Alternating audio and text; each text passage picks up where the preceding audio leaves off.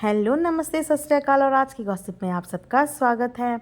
दोस्तों, आज की गॉसिप कुछ मज़ेदार तो होने वाली है लेकिन सेंसिटिव और इमोशनल भी होने वाली है, क्योंकि अभी मैंने स्नैपी गर्ल सपना का वीडियो देखा और लिटरली वीडियो देखने के बाद ना मेरे दिल में इतनी ज़्यादा चुभन और इतना ज़्यादा भारीपन हुआ।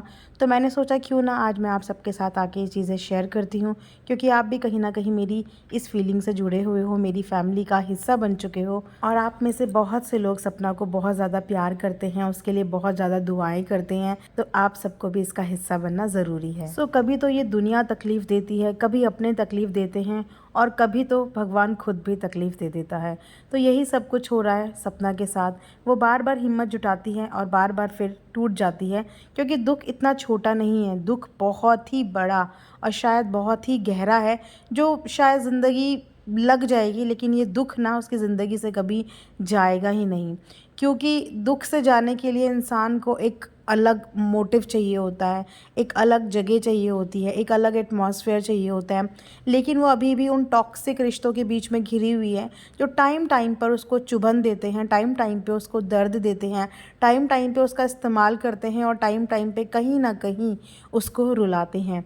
बहुत सारी चीज़ें इंसान कभी कभी कैमरे के आगे नहीं बोल पाता, बहुत सारी तकलीफ़ें नहीं बोल पाता, बहुत सारी इनसाइड स्टोरीज़ नहीं बोल पाता, लेकिन एक औरत के नाते मैं ये समझ सकती हूँ कि एक औरत को दुनिया का कितना टॉर्चर झेलना पड़ता है। एक तरफ दुनिया का टॉर्चर झेल भी ले, लेकिन अपनों का जो टॉर्चर होता है ना, अपनों के जो तीखे वचन होते हैं, वो इंसान को ना तोड़ देते हैं। भले ही सब के सब उनके पति से मोहब्बत करते हैं, लेकिन जब किसी को गुस्सा आता है ना, तो वो इंसान गुस्सा सिर्फ़ और सिर्फ उसी इंसान पे निकालता है जिस इंसान को सबसे ज़्यादा तकलीफ़ होती है। ऐसा पहली बार नहीं हुआ कि सपना आपको टूटी हुई नज़र आई हो। इससे कुछ टाइम पहले भी उसकी ये हालत हमें देखने को मिली थी। हालांकि वो हमेशा अपने परिवार की, अपने परिवार वालों की बहुत तारीफ़ करती है, उनको सपोर्ट करने की बात करती है, ज़िंदगी भर उनके साथ रहने की बात करती है। लेकिन अभी कुछ टाइम पहले उन्होंने एक व्लॉग बनाया था जिसमें वो सिर्फ ये बोल रही थी कि मैं तुम तीनों के लिए ही जीती हूँ, तुम तीनों से ही बहुत प्यार करती हूँ। और वो तीन और कोई नहीं, अंशु और उनकी दो प्यारी प्यारी बिटिया थी। उसमें उनके सास ससुर का कोई भी नाम, कोई भी जिक्र नहीं था। तो इस चीज़ से मैंने जस्ट एक अंदाज़ा लगाया कि हो सकता है उस दिन फैमिली में कुछ ऊपर नीचे हुई हो, कुछ अनबन हुई हो, कुछ ऐसी बातें बोल दी गई हों जिससे उसको हर्ट हो जाए। और ये अक्सर होता है, जो हमारे घर के बड़े बूढ़े होते हैं ना, वो कभी कभी अपने दुख में ये सोचना ही भूल जाते हैं कि सामने वाला भी तकलीफ़ में है, उसको भी दर्द होता है।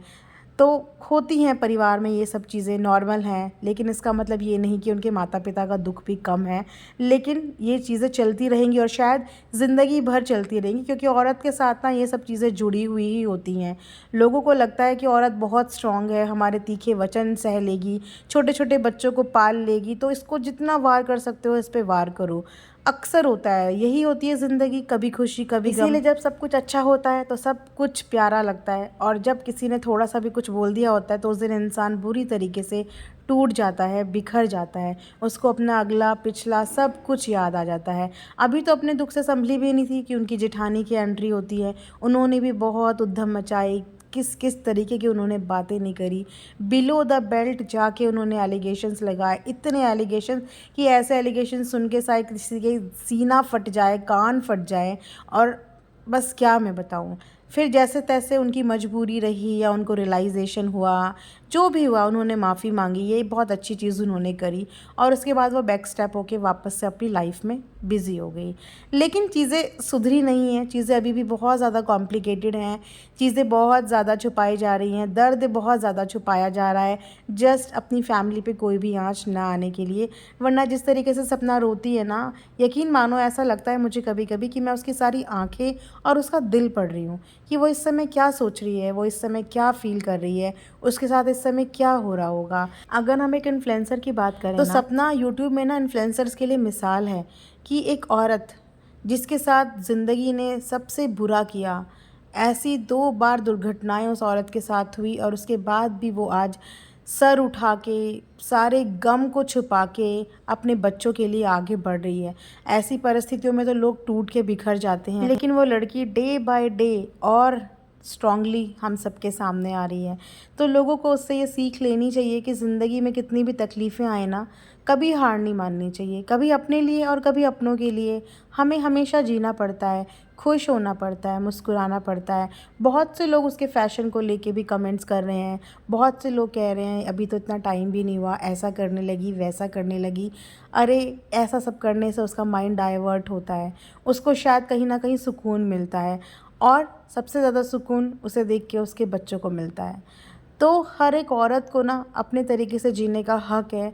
हर किसी को अपने गम से उभरने का हक़ है।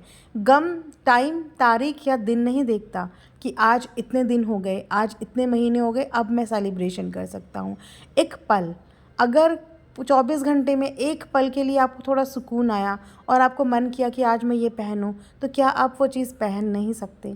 इसका मतलब ये बिल्कुल नहीं होता कि इंसान को अपने दुख का एहसास नहीं है या इंसान अंदर से दुखी नहीं है या उसको किसी चीज़ का दुख नहीं है। व्लॉग बनाना उसकी मजबूरी भी है और उसका काम भी है। अगर वो ये सब चीज़ें नहीं करेगी तो आगे अपने भविष्य में अपने बच्चों को पालेगी पोसेगी किस तरीके से? वो बहू और बेटे दोनों होने का फ़र्ज़ बहुत ही बखूबी से निभा रही है। अपनी सास भले ही डांटती होगी, सास बहू का रिश्ता ही कुछ ऐसा होता है, डांटते भी हैं पर प्यार मोहब्बत भी होता है। तो वो उनकी नाराज़गी भी बर्दाश्त करती है और उनको प्यार भी करती है।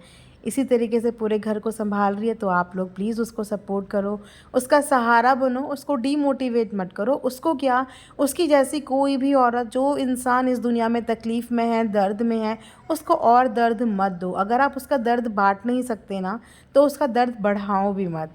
यही सब चीज़ें तो हमें इंसान बनाती है और हम इंसान हैं। इंसान को दर्द भी होता है और इंसान को फ़ील भी होता है। तो अगर आपकी बातें किसी को चुभ सकती हैं, तो ऐसी बातें मुँह से मत निकालो। सो यहीं पे आज का पॉडकास्ट एंड करती हूँ। आई होप आप लोगों को पसंद आया होगा। Thank you. Thanks for giving your time to आज की गॉसिप।